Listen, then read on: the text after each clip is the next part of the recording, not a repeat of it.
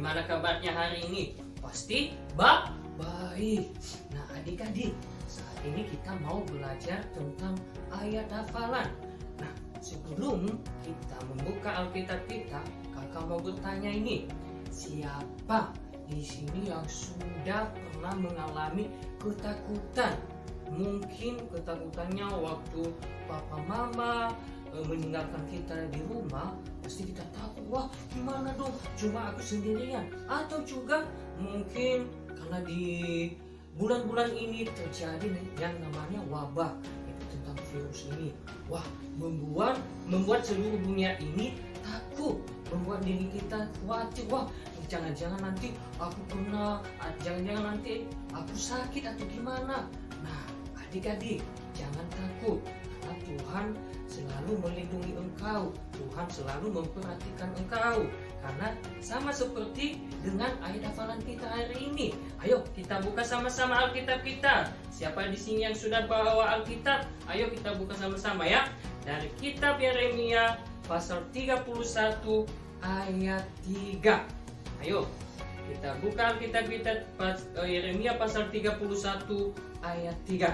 Nah, kita baca sama-sama ya. Yeremia pasal 31 ayat 3. Aku mengasihi engkau dengan kasih yang kekal, sebab itu aku melanjutkan kasih setiaku kepadamu. Yeremia pasal 31 ayat 3. Nah, adik-adik, kita tutup Alkitab kita karena kakak sudah menyalin firman Tuhan itu ke dalam alat peraga. Walaupun kakak sudah menyalinnya, sudah memindahkannya, tetapi tetap firman Tuhan. Ayo kita baca sama-sama ya adik-adik ya. Mulai dari alamat, isi, kembali ke alamat. Kita baca sama-sama. 1, 2, 3. Yeremia pasal 31 ayat 3. Aku mengasihi engkau dengan kasih yang kekal, sebab itu aku melanjutkan kasih setiaku kepadamu. Yeremia pasal 31 ayat 3. Lah, supaya lebih mantap lagi adik-adik, kita baca sekali lagi ya. Yeremia pasal 31 ayat 3. Aku mengasihi engkau dengan kasih yang kekal, sebab itu aku melanjutkan kasih setiaku kepadamu. Yeremia pasal 31 ayat 3.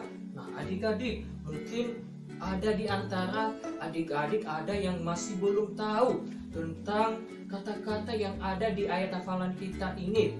Contohnya, aku mengasihi engkau, di mana Tuhan Yesus dia mengasihi engkau. Kasih Tuhan itu tidak pernah berubah. Dia mengasihi engkau mulai dari rahim ibumu sampai kamu bertumbuh besar. Tuhan selalu mengasihi engkau, memperhatikan engkau.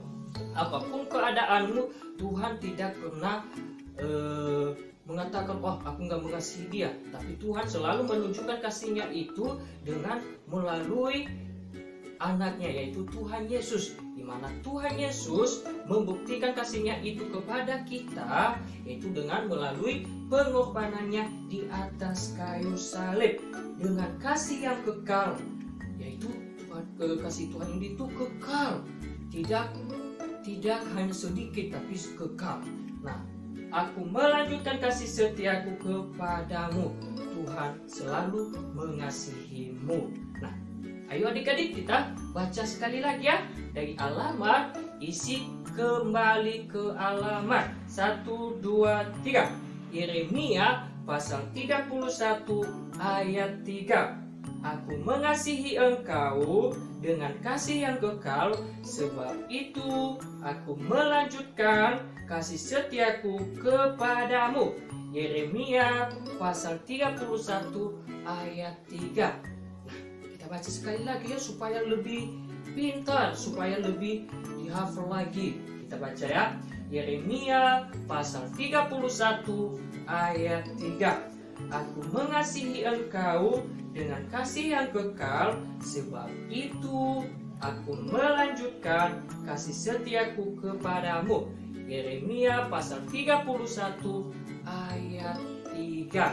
Nah, adik-adik, bagi kamu yang sudah selamat, ini saatnya jika kamu sudah percaya dengan Tuhan Yesus, bahwa Tuhan Yesus yang menebus dosa-dosamu, kamu tahu kasih Tuhan itu sangat kekal bagi kamu. Kamu harus percaya, kamu harus mengimani bahwa Allah itu Allah yang hidup, yang selalu mengasihi dan memperhatikan kamu selama-lamanya. Jangan khawatir, Tuhan selalu bersama dengan engkau. Nah, bagi kamu yang masih belum percaya dengan Tuhan Yesus, jika kamu sudah tahu tentang firman Tuhan saat ini, kamu harus berkomitmen bahwa saya harus percaya kepada Tuhan Yesus. Ini saatnya bagi kamu untuk membuka hati kepada Tuhan Yesus, supaya dosa-dosamu diampuni dan hidupmu mendapat hidup yang kekal. Sama seperti ayat hafalan kita tadi, bahwa kasih Tuhan itu kasih yang kekal.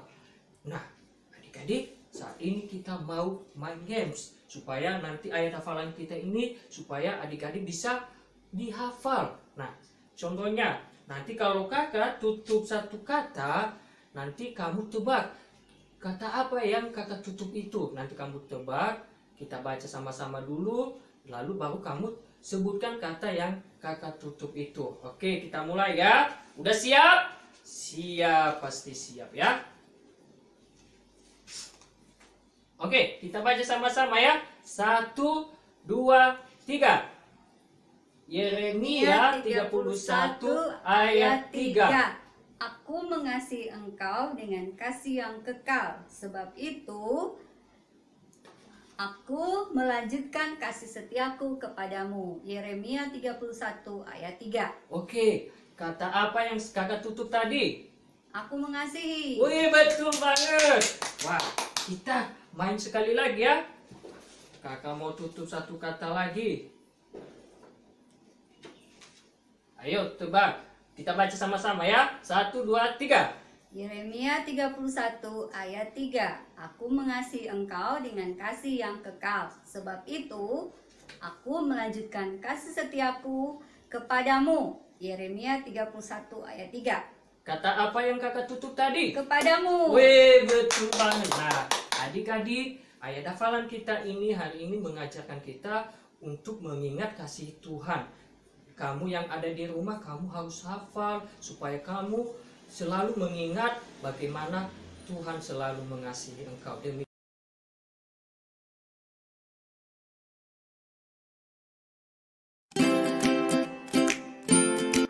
Adik-adik, suatu hari ada 2 orang wanita yang sedang melakukan perjalanan yang jauh. Yang perempuan yang satu lebih tua dan ada yang satunya lagi lebih muda. Nah, yang lebih tua ini mertuanya namanya Naomi, yang lebih muda ini namanya Ruth. Mereka mau mengadakan perjalanan dari satu kampung di Moab, salah satu kampung yang ada di Moab, menuju Bethlehem. Kenapa ya? Mengapa mereka melakukan perjalanan itu? Kita mau lihat apa yang dikatakan Alkitab, latar belakang kejadiannya. Kita lihat di Rut 1 ayat 1. Rut itu di perjanjian lama ya adik-adik ya. Di kitab Rut itu ada di setelah kitab Hakim-Hakim perjanjian lama dan sebelum 1 Samuel. Kami baca aja ya untuk adik-adik semua.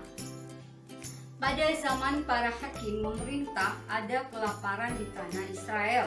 Lalu pergilah seorang dari Bethlehem Yehuda beserta istrinya dan kedua anaknya laki-laki ke daerah Moab untuk menetap di sana sebagai orang asing. Nah, jadi waktu itu adik-adik, ini keluarga Naomi dan suaminya Elimelek, mereka tinggal di kota Bethlehem di tanah Israel. Tapi mereka sebenarnya hidup bahagia ya. Mereka bahagia, sejahtera. Tapi suatu kali di sana ada kelaparan yang melanda negeri itu ya, adik-adik ya, di negeri Israel. Tidak ada makanan. Kenapa? tanah kering, nggak ada hujan sepanjang tahun, tanahnya kering, jadi tumbuh-tumbuhan itu tidak bertumbuh, tidak ada tanaman, tidak ada makanan, makanannya susah, mahal sekali. Nah mungkin keluarga Elimelek ini mungkin tidak ada pekerjaan, dan akhirnya mereka harus mengadakan perjalanan, mereka harus mengungsi istilahnya ya, mereka harus mengungsi ke negeri yang jauh. Dari Bethlehem menuju Moab itu perjalanan yang mungkin juga tidak mudah ya adik-adik ya. Mereka harus meninggalkan keluarga mereka, tanah mereka, semua harta yang tersisa.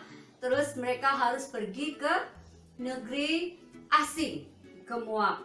Tetapi mereka nggak ada pilihan lain. Mungkin juga bukan hanya mereka ya yang mengadakan perjalanan itu pada waktu itu, tapi mereka bersama-sama dengan keluarga mereka, Elimelek, Naomi, dan kedua anak laki-laki mereka mengadakan perjalanan itu. Mereka putuskan mereka mau mengungsi, mereka mau mengungsi ke Moab untuk kehidupan mereka. Nah, di Moab adik-adik, di Moab belum lama mereka di Moab, meninggallah Elimelek. Elimelek suaminya Naomi meninggal ya adik-adik ya. Terus setelah itu kedua anak laki-lakinya Naomi menikah dengan dua perempuan, dua wanita, namanya yang pertama itu Orpah, kemudian yang kedua itu Ruth. Nah, belum lama setelah mereka menikah, kedua anaknya Naomi ini juga, anak laki-lakinya Naomi ini meninggal. Betapa sangat menyedihkan ya adik-adik ya, yang dihadapi oleh Naomi ini adik-adik. Nah, sudah ditinggal suaminya, terus kedua anaknya juga meninggal pada waktu itu. Nah, kalian mungkin juga menghadapi kesulitan.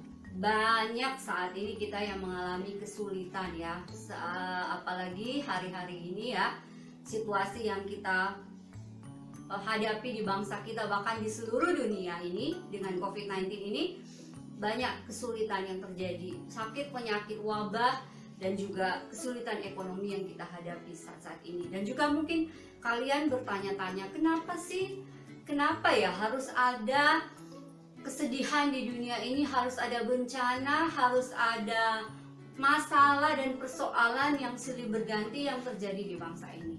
Mari kita lihat penyebabnya ya adik-adik ya, sesuai dengan firman Tuhan katakan. Kita lihat di dalam Roma 5 ayat 12. Semuanya buka. Roma 5 ayat 12. Roma itu perjanjian baru adik-adik ya.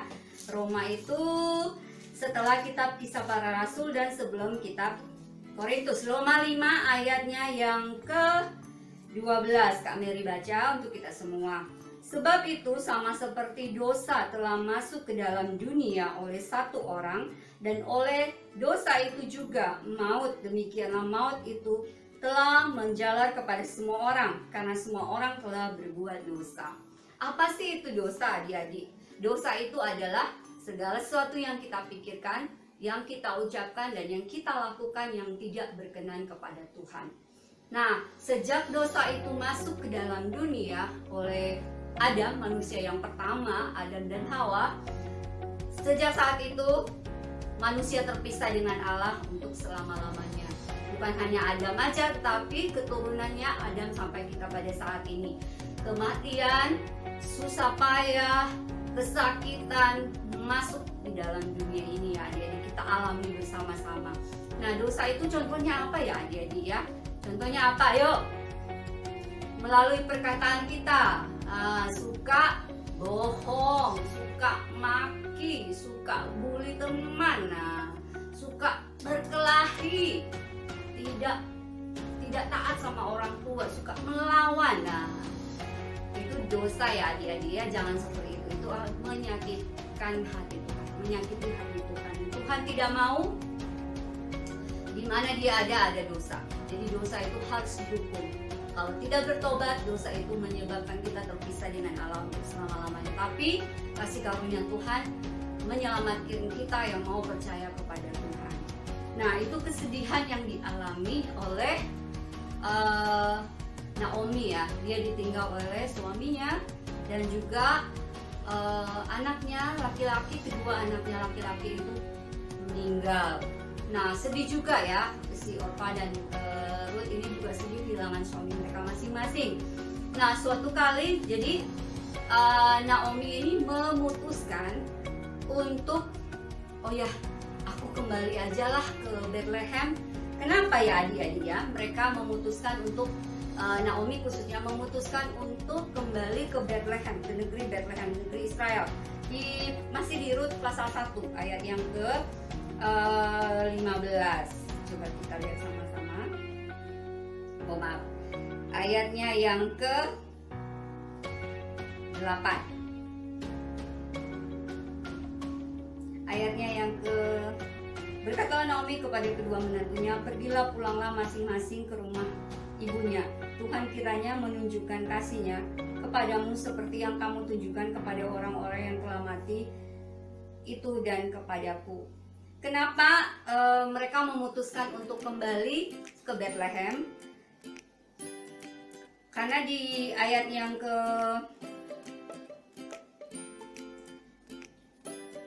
di situ dikatakan di Bethlehem itu Tuhan telah memperhatikan orang Israel, ya. Tuhan memperhatikan orang Israel. Di pasal 1 ini disebutkan orang Israel diperhatikan oleh Tuhan, tidak ada lagi kelaparan di sana. Jadi Naomi, Ruth dan Orpa ini berkemas-kemas, mereka mau pergi ke negeri Bethlehem, ke tanah Bethlehem, mau kembali ke tempat asalnya Naomi.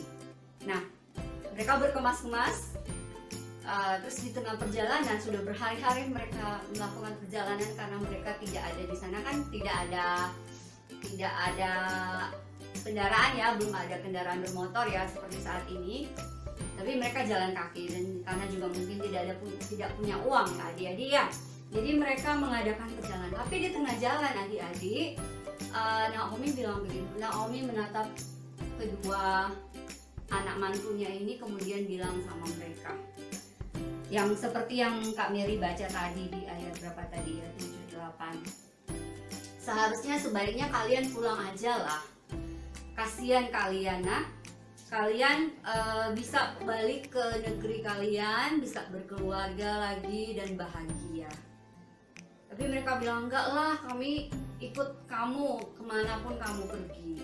Tapi Naomi bilang, kalian pulang aja lah, kasihan kalian. Nah, habis itu, setelah itu kemudian anaknya mantunya yang satu, si Orpa ini kemudian memutuskan ya udah, dia pamit dan dia pulang. Tetapi Naomi, Ruth tetap tinggal dengan Naomi. Terus dia bilang apa dia? Di dalam masih di pasal 1, Ruth pasal 1 ayat yang ke-16 bilang begini ya. Tetapi kata Ruth, janganlah desak aku meninggalkan engkau dan pulang dengan tidak mengikuti engkau, sebab kemana engkau pergi ke situ jugalah aku pergi, dan di mana engkau bermalam di situ jugalah aku bermalam. Bangsamulah bangsaku dan Allahmulah Allahku. Bangsamulah bangsaku dan Allahmulah Allahku.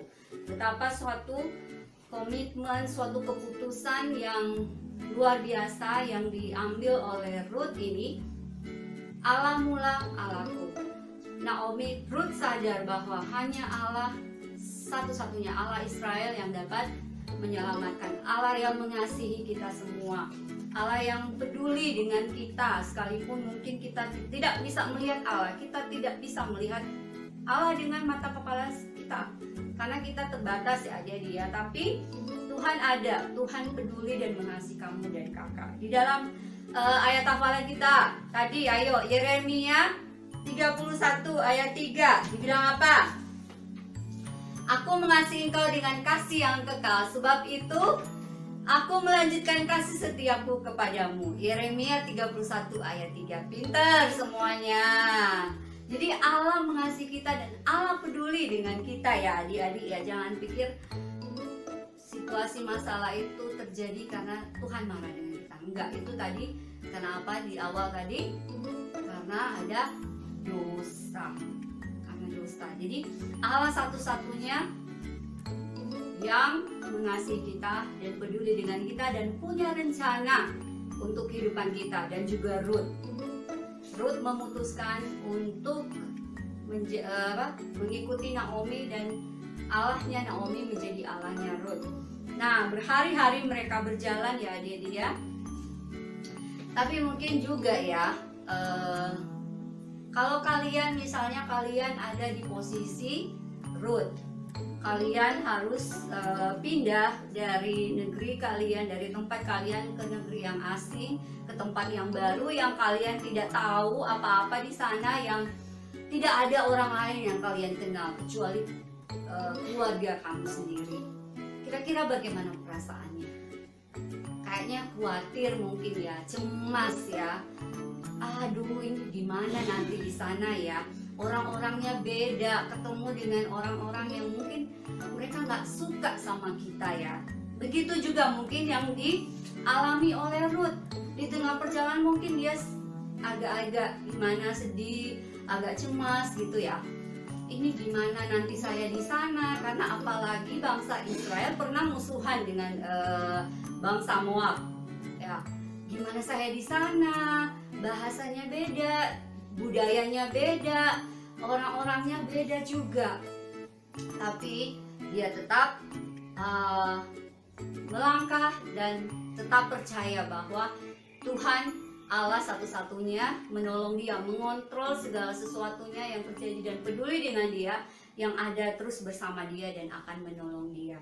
Nah, adik-adik juga dalam situasi dan keadaan saat ini adik-adik ya, ketika mungkin kalian menghadapi masalah ekonomi keluarga merosot banget, orang tua kalian mungkin di PHK, kalian sedih, kalian merasa sendiri, nggak bisa bebas kemana-mana, melihat wabah, penyakit, kesulitan ekonomi dan sebagainya itu, kalian mungkin sedih. Tapi ingatlah bahwa Tuhan tidak akan pernah meninggalkan kalian. Di dalam firman Tuhan berkata di 1 Petrus 5 ayat ke-7.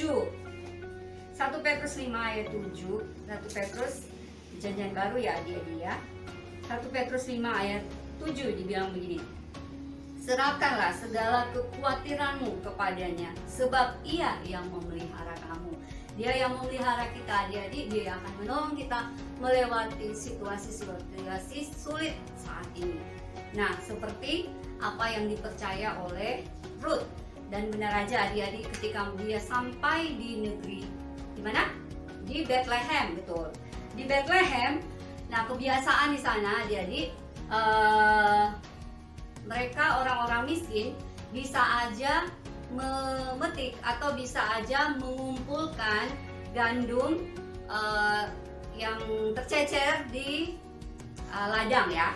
Jadi Ruth itu dikasih kesempatan ya jadi untuk memetik gandum di ladang orang yang kaya yang di dekat rumah mereka. Jadi mungkin ya harusnya dia minta izin ya, dia minta izin terus diizinkan oleh penjaga di situ dan dia bisa memetik gandum atau jelai. Kalau di sana itu makanan pokok mereka. Kalau kita di sini mungkin nasi ya orang Indonesia, tapi di sana itu makanan pokoknya itu gandum atau jelai. Nah, ternyata tanah atau ladang ini di mana tempat dia memetik gandum, jelai itu adalah pemiliknya adalah Bapak Boas. Boas itu saudaranya Elimelek, suaminya Naomi. Nah, Boas ini memperhatikan Ruth.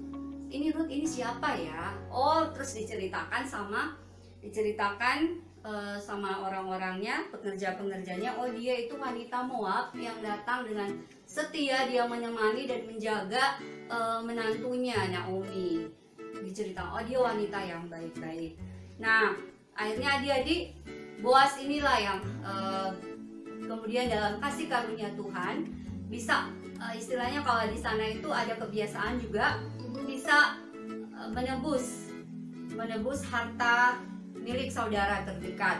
Jadi kalau ada, karena wanita di sana tidak ada hak untuk memiliki tanah, baik Naomi maupun Ruth tidak punya karena tidak punya suami lagi dan anak-anak nggak ada. Jadi mereka perlu penebus, istilahnya penebus atau saudara terdekat dari suami bisa menebus, membeli tanah itu kemudian menikahi Ruth. Nah, ada penebus yang terdekat tetapi dia nggak bersedia.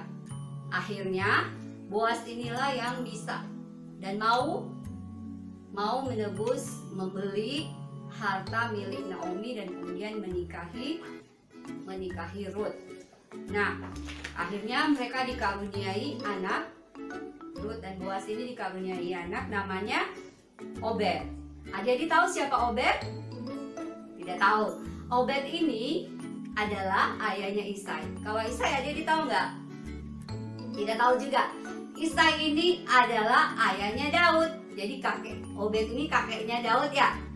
Kalau Daud pasti tahu ya, raja Israel yang luar biasa. Nah, dari keturunan Daud juga lah beratus-ratus tahun kemudian lahirlah Mesias atau kita sebut juru selamat, penebus umat manusia, Yesus Kristus Tuhan. Dia yang sudah mati bagi kita, yang menebus dosa kita. Seharusnya kita yang dihukum karena dosa kita, tapi dia rela karena kasihnya dia mati di kayu salib, tangan dan kakinya dipaku, kepalanya dimahkotai duri, tapi dia tidak selamanya mati. Dia bangkit pada hari yang ketiga. Kemarin kita sudah merayakan Paskah ya dia. Di dalam Ibrani 9 ayat 22b, dan tanpa penumpahan darah tidak ada pengampunan. Dan di dalam 1 Korintus 15 dikatakan bahwa dia sudah mati tapi dia bangkit dan dia naik ke surga. Untuk siapa? Untuk adik-adik dan kakak. Nah, kita belajar hari ini bahwa Tuhan yang menebus kita, apapun kesulitan yang kita hadapi, Tuhan peduli dengan kita. Dia tidak akan pernah meninggalkan kita ya dia. Sekarang kamu bisa tutup mata, tundukkan kepala.